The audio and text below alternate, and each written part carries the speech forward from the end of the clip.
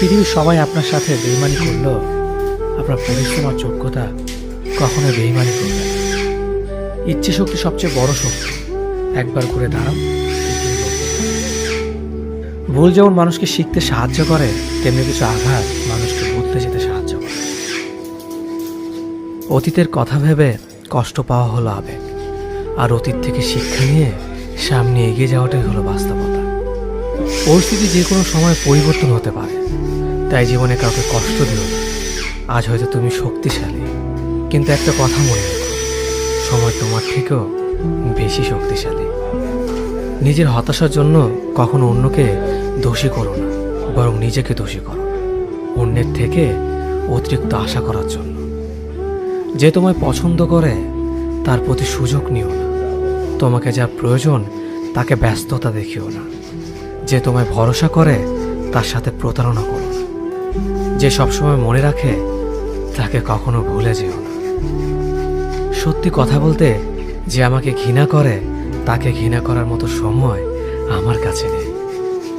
কারণ যারা আমায় ভালোবাসে, আমি তাদেরকে ভালোবাসতে সবসময় ব্যস্ত। একটা সময়ের পর আমরা বুঝতে পারি, আবেগ দিয়ে কখনো দুনিয়া চলে না, আর বাস্তবতা কখনো স্বপ্নের মতো হয় না।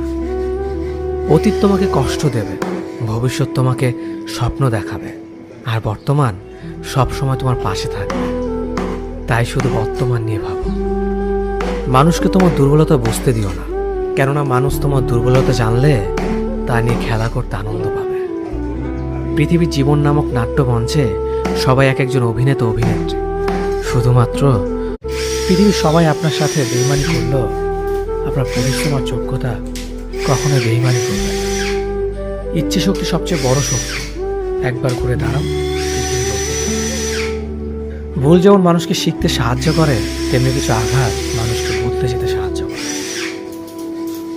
অতীতের কথা ভেবে কষ্ট পাওয়া হলো আবেগ, আর অতীত থেকে শিক্ষা নিয়ে সামনে এগিয়ে যাওয়াটাই হলো বাস্তবতা।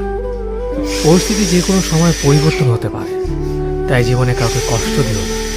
আজ হয়তো তুমি শক্তিশালী, কিন্তু একটা কথা মনে রেখো, সময় তোমার থেকেও বেশি শক্তিশালী।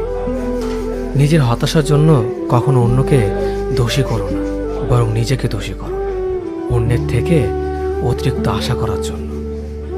যে তোমায় পছন্দ করে তার প্রতি সুযোগ নিও না। তোমাকে যা প্রয়োজন তাকে ব্যস্ততা দেখিও না। যে তোমায় ভরসা করে তার সাথে প্রতারণা করো না। যে সবসময় মনে রাখে তাকে কখনো ভুলে যেও না। সত্যি কথা বলতে, যে আমাকে